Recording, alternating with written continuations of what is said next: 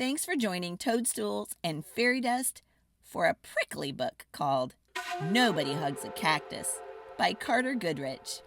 Hey, be sure to subscribe and thumbs up this video. It's free.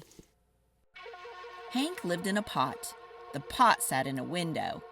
The window looked out at an empty desert. It was hot, dry, peaceful and quiet, just the way Hank liked it. But every now and then somebody would interrupt Hank's peace and quiet. "Hiya, Hank!" Rosie the tumbleweed called out. "Isn't it a beautiful day?" Hank ignored her. He just wanted to be left alone. "Okay, so long," said Rosie cheerfully. As she tumbled away, Hank was happy again. But just as he was beginning to relax, "Hello!" shouted a tortoise. "Private property," yelled Hank. "Keep out." The tortoise was so frightened he hid in his shell. Hank was still yelling at the tortoise when a jackrabbit dashed by. "Hiya, Prickles," she shouted. "My name isn't Prickles," Hank yelled back. "and stay out of my yard."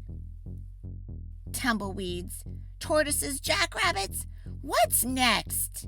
said Hank. A coyote came loping by. "No dogs allowed," Hank yelled. "I'm not a dog," said the coyote. "And you are as prickly on the inside as you are on the outside." Before Hank could yell back at the coyote, a cowboy strode past. "Keep off the grass," shouted Hank. "What grass?" said the cowboy. "Seems to me somebody needs a hug. Too bad nobody hugs a cactus." "Hi," said a lizard. "Who invited you?" said Hank. "And just in case you're wondering, I don't want a hug." "Oh, that's good," said the lizard. "because I don't want to give you one." And then he skittered away. An owl landed on the roof. "If you're looking for a hug," said Hank, "well, I guess I could give you one." "Who, me?" said the owl. "You must be joking." Okay. And for the first time, Hank began to feel a little lonely. The next morning, Hank was feeling more sad on the inside than prickly. Maybe a hug wouldn't be so bad after all. The wind began to pick up. An old cup blew by and stuck to Hank's face. His arms were too short to get it off. "Great," said Hank. After a while, Rosie came bouncing by. "I'll get it off of you, Hank," she shouted, and she jumped up and knocked the cup off of Hank's face. Ooh. Then she tumbled away. "See you later." Hank didn't have time to thank Rosie. He felt bad about all the other times he had been so rude to her. So he came up with a plan.